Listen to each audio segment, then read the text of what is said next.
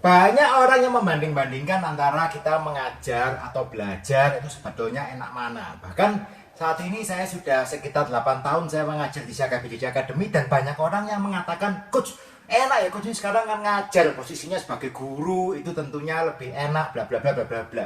Menurut saya itu adalah hal yang dikatakan oleh orang yang belum pernah praktek mengajar. Oke, dan hari ini berhubung kemarin juga barusan Hari Guru, kita juga akan mengucapkan selamat Hari Guru bagi semua orang yang menjadi guru, apapun itu bidang yang Anda ajarkan. Bahkan buat semua guru-guru saya yang dulu, saya ucapkan juga selamat Hari Guru. Karena tanpa adanya guru, kita tidak akan jadi seperti hari ini. Oke, apapun pelajaran yang Anda dapatkan dari masing-masing guru Anda, sedikit banyak itu yang membentuk Anda saat ini. Oke, dan hari ini kita akan bicara tentang mengajar dalam hal, ya konteksnya tentunya tentang bela diri. Konteksnya tentang Brazilian Jiu-Jitsu spesialnya dan bela diri yang lain juga kita akan bahas sedikit di sini.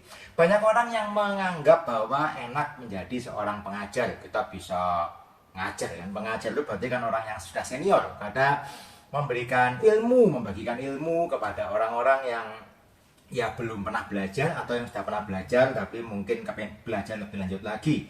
Di Brazilian Jiu-Jitsu banyak orang yang start dari nol, tidak pernah belajar bela diri apapun. Ada juga banyak orang-orang yang belajar di Brazilian Jiu-Jitsu dengan posisi sudah pernah belajar bela diri, entah itu Brazilian Jiu-Jitsu, entah itu Jiu-Jitsu, entah itu bela diri lain yang tidak berhubungan sama sekali dengan yang namanya grappling.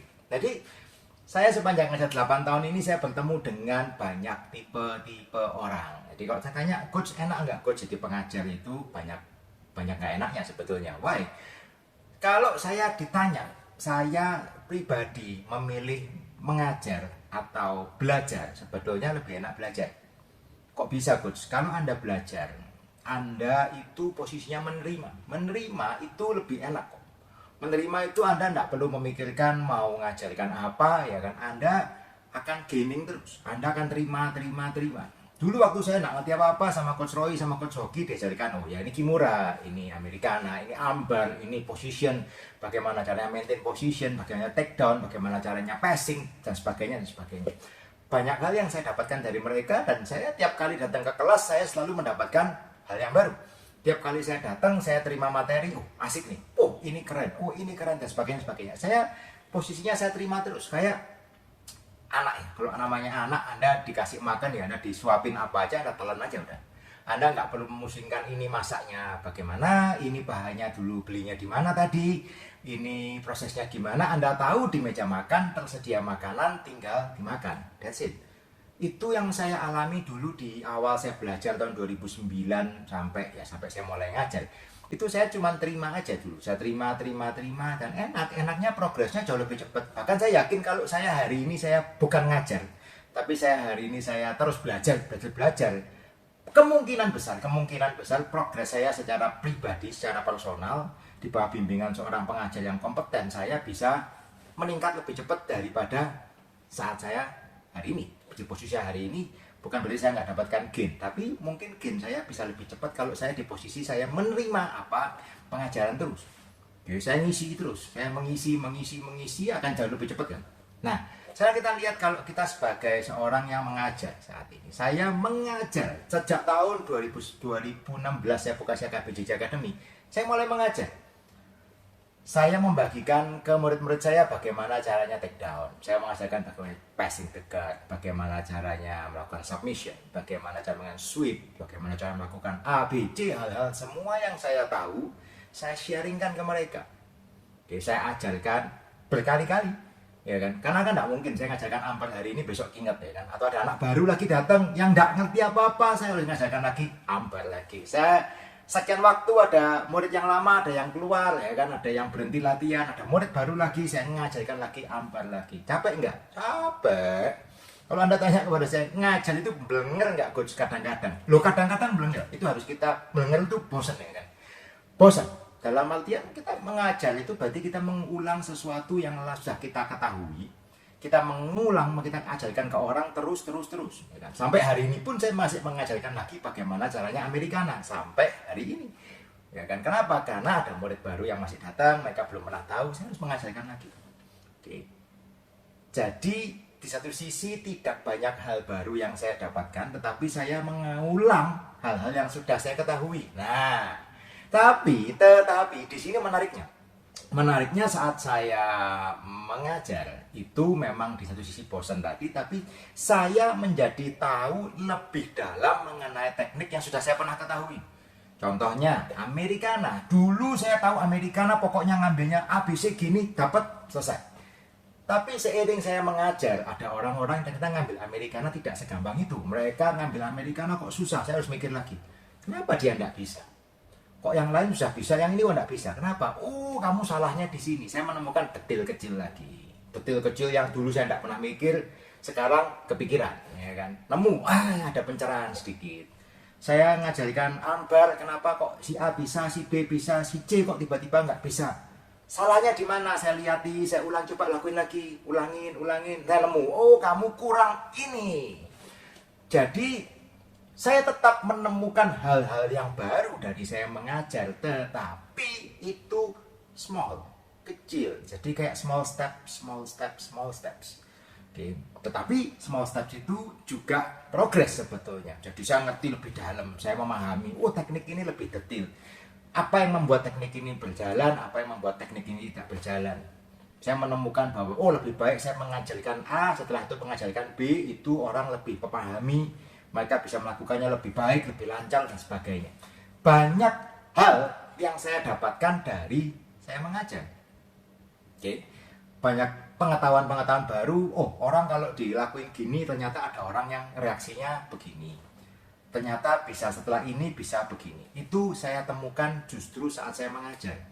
Terkadang bukan hal yang totally new, tetapi yang sudah lama itu saya dapatkan lebih dalam. Oke.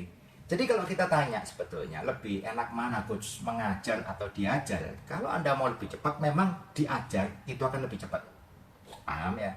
Karena Anda kan belajar something yang belum Anda tahu, Anda belajar. Oke. Tetapi kalau Anda mengajar, Anda harus mengulangi hal yang sudah Anda pahami terus, dan akhirnya Anda menjadi lebih paham dalam detail mengenai hal-hal yang sudah Anda pernah ketahui. Dan itu still is a progress. Terus yang bagus bagaimana, Coach? Kalau saya saat ini, saya bisa memahami dua-duanya bagus dan dua-duanya harus Anda lakukan. Kenapa? Banyak orang yang mengajar, saat dia mengajar, dia berhenti belajar. Nah, ini yang parahnya di sini. Banyak guru itu kelemahannya di sini. Karena dia fokusnya mengajarkan sesuatu. Saya mengajar. Akhirnya sang guru tadi berhenti belajar. Nah, di situ awal masalah sebetulnya. Karena kalau guru itu berhenti mengajar, akibatnya bagaimana? Akibatnya ilmu yang dia ajarkan sebetulnya hanya itu saja. Contohnya, kalau saya mengajarkan materi seperti yang saya dapatkan di tahun 2009, saya yakin 100% perkembangan murid saya tidak bisa sebagus saat ini. Kenapa? Karena antara tahun 2009 saat saya pertama kali belajar BJJ dengan sekarang tahun 2024 akhir, perkembangan teknik BJJ itu eksponensial. Banyak sekali game-game baru, banyak sekali teknik yang diupdate, teknik-teknik yang dulu nggak ada sekarang ada, yang macam-macam. Perkembangannya itu luar biasa. Dan kalau saya menutup mata, udahlah, yang penting kamu kan belajar, yang dulu saya ajarkan ini kamu terima dulu aja. Nah, yang saya sudah diajar, yang saya dulu terima dulu, ini buat kamu ini cukup. Itu menurut saya sumber masalah. Kenapa? Karena teknik yang ada itu sama seperti Anda punya handphone. Anda punya handphone aja tiap tahun yang namanya operating systemnya itu diganti. OS-nya itu diganti. Kenapa kok diganti? Karena ada update. Kenapa perlu diupdate? Mungkin ada problem yang sudah tidak ketemu dulu, sekarang ditemukan ada masalah A. Dulu nggak ada virus dengan cara ini. Ini sekarang ada virusnya. Dulu ada backdoornya nggak ketemu, sekarang ada backdoornya ketemu. Jadi harus ditutup, harus dikasih patch, harus diupdate sistemnya supaya apa? Supaya lebih bagus, supaya lebih aman. Itu handphone.